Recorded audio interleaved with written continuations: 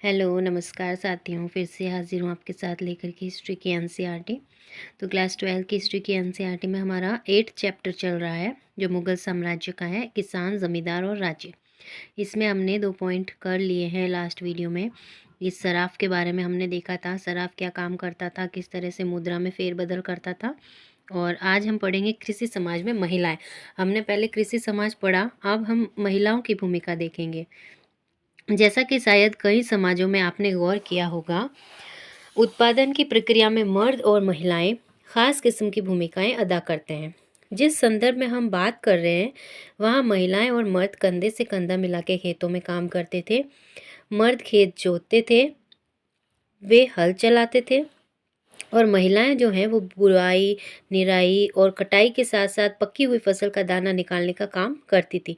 यानी खेत जोड़ने और हल चलाने का जो कठिन काम है, बहुत अधिक श्रम वाला, वो तो मर्द किया करते थे। और जो बुआई है, निराई है, कटाई है, जिनमें श्रम तो लगता था लेकिन जो है ताकत का काम थोड़ा कम था, उसमें महिलाएं ये मोस्टली काम करती थी। जब छोटी-छोटी ग्रामीण इकाइयों का और किसान की व्यक्तिगत खेती का विकास हुआ, जो कि मध्यकालीन भारतीय कृषि की खासियत थी। भारतीय कृषि जो मध्यकालीन कृषि है, उसकी खासियत क्या थी? ग्रामीण इकाइयाँ और किसानों की व्यक्तिगत खेती, ये इनकी खासियत थी। तब क्या हुआ? तब घर परिवार के संसाधन और श्रम उत्पादन की बुनियाद बने। यानी घर परिवार जो है वो श्रम की बुनियाद बने।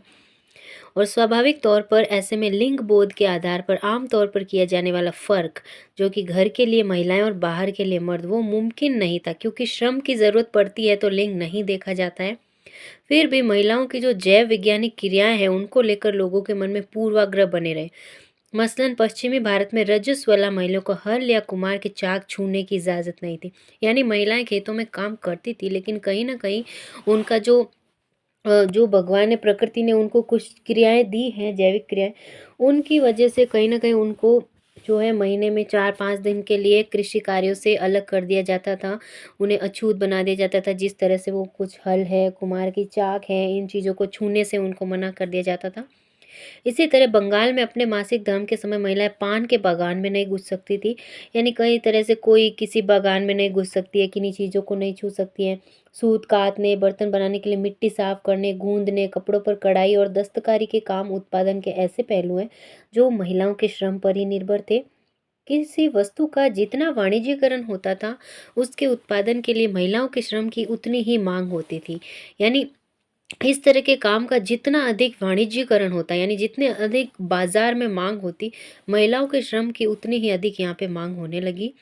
दरअसल किसान और दस्तकार महिलाएं ज़रूरत पड़ने पर न सिर्फ खेतों में काम करती थी, बल्कि नियोक्ताओं के घरों पर भी जाती थी और बाजारों में भी जाती थी।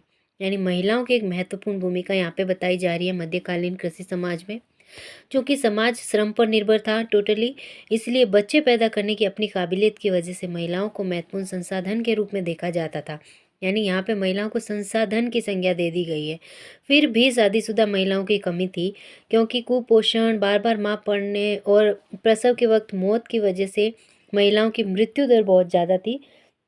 इससे जो है किसान और दस्तकार समाज में ऐसे सामाजिक रिवाज पैदा हुए जो संभ्रांत समूह से बहुत अलग थे। संभ्रांत यानी जो पैसे वाले लोग हैं, उनसे बहुत अलग थे। कई ग्रामीण समुदाय में शादी के लिए दुल्हन की कीमत अदा करने की जरूरत पड़ती थी, न कि दहेज की। यानी लोग जो है, उस समय इतनी मांग थी महिलाओं की कि दहेज की मांग तो नहीं थी, लेकिन दुल्हन की कीमत उल्टा उन्हें दे करके दुल्हन खरीदनी पड़ती थी। तलाकशुदा महिलाएं और विधवा दोनों ही कानूनन शादी कर सकती थी। महिलाओं की प्रजनन शक्ति को इतनी अहमियत दी जाती थी कि उस पर काबू होने का भी डर था। स्थापित रिवाजों के मुताबिक घर का मुखिया मर्द होता था, और इस तरह महिला पर परिवार और समुदायों के मर्दों द्वारा पुरजोर काबू रखा जाता था। बेवफाई के शक पर ही महिलाओं को भयानक दंड दिए जा सकते थे, क्योंकि महिलाओं की बहुत अत्यधिक जो है महत्वपूर्ण संसाधन माना जाता था, इसलिए उन्हें खोने के डर से उन पर ये लगाम कसे जाते थे। राजस्थान, गुजरात और महाराष्ट्र आदि पश्चिमी भारत के इलाकों से मिले दस्तावेजों में भी ऐसी दरख्वास्त मिली हैं, जो महिलाओं ने न्याय और मुआवजे की उम्मीद से ग्राम पंचायत को भेजी थी। दरख्वास्त यानी अर्जियां, उनकी एप्लीकेशंस। पत्नियां अपने पतियों की बेवफाई का विरोध करती हुई दिखाई देती हैं, या फिर गृहस्थी के मर्द पर यह आरोप लगाती कि वे पत्नी और बच्चों की अनदेखी करता है। मर्दों की बेवफाई हमेशा दंडित नहीं होती थी, लेकिन राज्य और ऊंची जाति के लोग अक्सर ये सुनिश्चित करने की कोशिश करते हैं कि परिवार के भरण पोषण का इंतजाम हो जाए। ज़्यादातर महिलाएं पंचायत को दरख्वास्त देती, उनके नाम दस्तावेजों में दर्ज नहीं किए जाते। दरख्वास्त करने वाली का हवाला गृहस्थी के मर्द या मुखिया की माँ, बहन या पत्नी के रूप में दिया जाता था। यानी उनकी जो शिकायत है वो भी मुखिया के मर्द के नाम पर ही आता था, उनका खुद के नाम से जो है शिकायत भी नहीं लिखी जाती थी, इतनी महत्वपूर्ण होने के बाद भी। यहाँ पे देखिए कुछ महिला हमें श्रम करती हुई नजर आ रही हैं। फतेहपुर सीकरी के निर्माण में महिलाएं पत्थर तोड़ रही हैं। हर क्षेत्र में महिलाएं कहीं ना कहीं श्रम का एक बहुत महत्वपूर्ण हिस्सा थी। बोझा ढोती हुई महिलाएं हमें यहाँ पे दिख रही है। आसपास के दूसरे गांव से आने वाली महिलाएं अक्सर ऐसे निर्माण स्थलों पर भी काम करती थी। ये देखिए आज भी बहुत ज़्यादा जो है महिलाओं का श्रम बहुत अधिक है। नील गाय का शिकार करते हुए शाहजहाँ का हमें चित्र बादशाहनामा से मिलता है। ये देखिए शाहजहाँ यहाँ पे बादशाहनामा के अंदर चित्र मिलता है हमें, जहाँ पे शिकार कर रहे हैं। हम आगे वाला हम इसी के ऊपर पढ़ेंगे। जंगल और कबीले। बसे हुए गांवों के परे एक पॉइंट हम यहाँ पे पढ़ने जा रहे हैं। ग्रामीण भारत में बसे हुए लोगों की खेती के अलावा भी बहुत कुछ था। यानी ग्रामीण भारत में जो ग्रामीण एरिया है वहाँ पे जो बसे हुए लोग हैं वो खेती के अलावा और भी बहुत कुछ करते थे। उत्तर और उत्तर पश्चिमी भारत की गहरी खेती वाले प्रदेशों को अगर छोड़ दें तो ज़मीन के विशाल हिस्से जंगल और झाड़ियों यानी खरबंदी जिन्हें झाड़ियाँ कहते हैं उनसे घिरे थे। ऐसे इलाके झारखंड सहित पूरे पूर्वी भारत, मध्य भारत और उत्तरी क्षेत्र जिसमें भारत नेपाल के सीमावर्ती इलाके की तराई आदि शामिल हैं, दक्षिण भारत का पश्चिमी घाट और दक्कन के पठारों में भी फैले हुए थे। हालांकि इस काल में अखिल भारतीय स्तर पर जंगलों के फैलाव का औसत निकालना असंभव है। फिर भी समसामयिक स्रोतों से मिली जानकारी के आधार पर यह अंदाजा लगाया जा सकता है कि यह औसत करीब करीब 40% था। यानी उस समय 40% क्षेत्र पर खेती के अलावा जो है जंगल और ये झाड़ियाँ वगैरह फैली हुई थी। समसामयिक रचनाएं जंगल में रहने वालों के लिए जंगली शब्द का इस्तेमाल करती हैं। यानी जो लोग जंगल में रहते थे उनके लिए ये लोग जो हैं जो उस समय की रचनाएं करते वो जंगली उन्हें कहते थे। लेकिन जंगली होने का मतलब सभ्यता का न होना बिल्कुल नहीं था। वैसे आजकल इस शब्द का प्रचलित अर्थ तो यही है। उन दिनों इस शब्द का इस्तेमाल ऐसे लोगों के लिए होता था जिनका गुजारा जंगल के उत्पादों, शिकार और स्थानांतरित खेती से होता था। ये काम मौसम के मुताबिक होते थे। उदाहरण के तौर पर भीलों में बसंत के मौसम में जंगल के द्वारा उत्पाद इकट्ठे किए जाते थे, गर्मियों में मछली पकड़ी जाती थी और मानसून के महीने में खेती की जाती थी और शरद और जाड़े के महीनों में शिकार किया जाता था। यानी हर मौसम के अनुसार इनके जंगलों का जो काम है वो अलग बदल जाता था। यह सिलसिला लगातार गतिशीलता की बुनियाद पर खड़ा था और इस बुनियाद को मजबूत भी करता था। लगातार एक जगह से दूसरी जगह घूमते रहना इन जंगलों में रहने वाले कबीलों की एक खासियत थी। यानी ये जंगली कबीले एक से दूसरी जगह घूमते रहते थे। जहाँ तक राज्य का सवाल है उसके लिए जंगल उलटफेर वाला इलाका था। यानी राज्य जो है जंगल को क्या समझता था? उलटफेर वाला इलाका। उन्हें कुछ खास जो है सभ्य इलाका नहीं मानता था, बदमाशों को शरण देने वाला अड्डा या मवास मानता है। यहाँ पे हमें एक शब्दावली जो देखने को मिलती है मवास, इसके बारे में भी पूछा जा सकता है कि मवास क्या है। तो बदमाशों को शरण देने वाला अड्डा या स्थान या जंगल, उस एरिया को मवास कहा जाता है। एक बार फिर हम बाबर की ओर देखते हैं जो कहता है कि जंगल एक ऐसा रक्षा कवच था जिसके पीछे परगना के लोग कड़े विद्रोही हो जाते थे और कर अदा करने से मुकर जाते थे। यानी जंगल को रक्षा कवच किसने माना है? बाबर ने। तो बाबर का ये जो वक्तव्य है, ये एक कोटेशन है, इसको हम याद रखेंगे क्योंकि एनसीईआरटी में दिया हुआ तो एज इट इज़ पूछा जा सकता है कहीं पे भी। तो बाबर जंगल को क्या मानता है? रक्षा कवच मानता है परगना के लोगों का, प्रजा का। और ये लोग जंगल को ही अपना सहारा मान के कड़े विद्रोही हो जाते थे और कर अदा करने से मुकर जाते थे क्योंकि इन्हें पता था कि कहीं ना कहीं हम राज्य की पकड़ में नहीं आएंगे और जंगलों में घुसपैठ कर लेंगे। तो नेक्स्ट टॉपिक हमारा यहीं से शुरू होता है, जंगलों में घुसपैठ। और उस समय जो लोगों के लिए जंगली शब्द यूज करा जाता था वो आज के अर्थ से बहुत भिन्न है, मतलब टोटली भिन्न है। आज का मतलब जंगली अगर किसी को बोल दिया जाए तो उसका मतलब है कि वो जो सभ्यता है आज की उसके हिसाब से नहीं चल रहा, उसके अंदर कुछ भी जो है गुण नहीं है, सभ्यता नहीं है, तरीके नहीं है, तौर तरीके जीवन के जीने के। लेकिन उस समय ऐसा नहीं था। उस समय जो लोग जंगलों से अपना जीवन यापन करते थे उन्हें जंगली कहा जाता था, न कि असभ्य लोगों को। तो जंगलों में घुसपैठ पे क्या कहते हैं, जंगल में बाहरी ताकतें कई तरह से घुसती थी। मसलन राज्यों को सेना के लिए हाथियों की ज़रूरत होती थी, इसलिए जंगल वासियों से ली जाने वाली पेशकश में अक्सर हाथी शामिल होते थे। और मुगल राजनीतिक विचारधारा में गरीबों और अमीरों सहित सबके साथ जुड़ते हुए राज्य के गहरे सरोकार का एक लक्षण था शिकार अभियान। यानी मुगल जो राजनीतिक लोग हैं वो मोस्टली शिकार अभियान पे जाते थे और गरीब अमीरों के साथ जुड़ने का ये एक सरोकार था उनका। दरबारी इतिहासकारों की माने तो शिकार अभियान के नाम पे बादशाह अपने विशाल साम्राज्य के कोने कोने का दौरा करता था और इस तरह अलग अलग इलाकों के लोगों की समस्याओं और शिकायतों पर व्यक्तिगत रूप से वो गौर करता था। और दरबारी कलाकारों के चित्रों में तो शिकार का विषय बार बार आता है। इन चित्रों में चित्रकार अक्सर छोटा सा एक ऐसा दृश्य डाल देते हैं जो सद्भावनापूर्ण शासन का संकेत भी देता है। अभी हमने जो चित्र देखा शाहजहाँ का, वो कहीं ना कहीं शिकार अभियान का ही है। परगना क्या होता है, परगना यहाँ पे हमें शब्दावली जो दी गई है वो परगना मुगल प्रांतों का एक प्रशासनिक प्रमंडल था। जिस तरह से प्रशासनिक प्रमंडल हम क्या करते हैं, हमारा जो राज्य है उस राज्य को हम क्या करते हैं, हम उनको संभागों में बांटते हैं। तो इसी तरह जो राज्य होता था उसको मंडलों में बांट दिया जाता था और उन्हें परगना कहते थे। पेशकश क्या होती थी, मुगल राज्य के द्वारा ली जाने वाली एक तरह की भेंट है, उसे पेशकश कहते हैं। ये तो बहुत ही सिंपल शब्दावली है। फिर देखते हैं एक उदाहरण जो हमें यहाँ पे मिलता है, कृषि बस्तियों के लिए जंगलों का सफाया, कि किस तरह लोगों का जीवन उजाड़ दिया गया बस्तियों के लिए। ये 16वीं सदी में मुकुंद राम चक्रवर्ती की लिखी एक बंगाली कविता चंडी मंगल का अंश है। चंडी मंगल भी कई बार हमें पूछ लिया जाता है। एक चंडी मंगल जो रचना है, बंगाली कविता है ये, और ये बंगाली कवि मुकुंद राम की है। कविता के नायक काल केतु हैं और इन्होंने जंगल खाली करवा के एक साम्राज्य की स्थापना की। खबर मिलते ही परदेसी आने लगे तमाम जगहों से। फिर काल केतु ने खरीद कर बांटे उनमें भारी भरकम चाकू, कुल्हाड़ी और भाले बर्छे। उत्तर से आए दास सैकड़ों उमड़ते हुए चकित देखकर काल केतु को, जिसने दी सुपारी एक एक को। दक्कन से आए फसल कटाई वाले एक उद्यमी के साथ 500। पश्चिम से आया जफर मियाँ, साथ में 22,000 लोग, हाथों में सुलेमानी मोती की माला, जपते हुए पीर और पैगंबर का नाम। जंगलों को हटाने के बाद उन्होंने बसाए बाजार। सैकड़ों सैकड़ों की तादाद में विदेशी जंगलों को जैसे खा लिए और घुस आए वहाँ। कुल्हाड़ियों की आवाज़ सुनकर शेर डर गए और दहाड़ते हुए भाग निकले।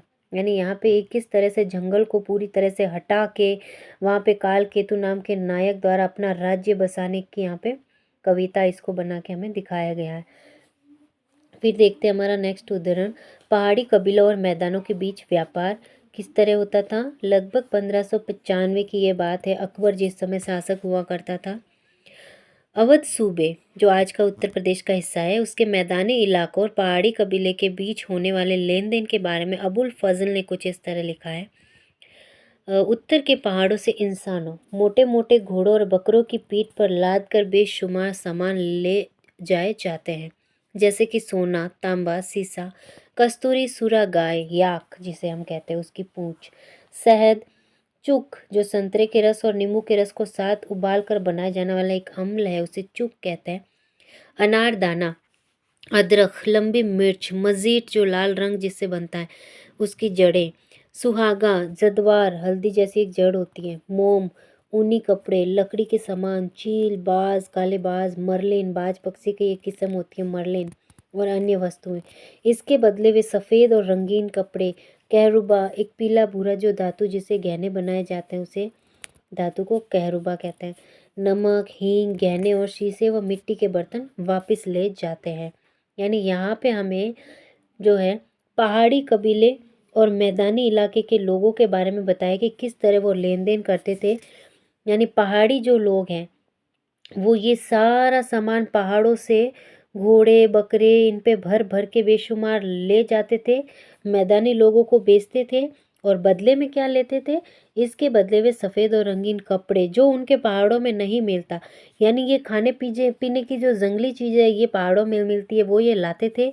और मैदानी शिल्पकार जो शिल्प बनाते थे जैसे कपड़े, धातु, नमक, हींग, गहने, शीशे, ये जो चीज़ें हैं जो कृत्रिम है, जो प्रकृति से नहीं मिलती, वो ले जाते थे और प्राकृतिक चीज़ें लाते थे। इस तरह से व्यापार होता था। यहाँ पे देखते हैं सूफी गायक को सुनते हुए एक किसान और शिकारी। यहाँ पे सूफी गायक कुछ गा रहा है और किसान और शिकारी हमें इसको सुनते हुए नजर आ रहे हैं। इसके बारे में हम आगे पढ़ेंगे। वाणिज्यिक खेती का असर क्या होता है? बाहरी कारक के रूप में जंगल वासियों की जिंदगी पर भी पड़ता है। वाणिज्यिक खेती यानी सिर्फ और सिर्फ पैसे के लिए की जाने वाली, तो वो क्या करता है, जंगल वासियों की जिंदगी पर बहुत असर डालता है।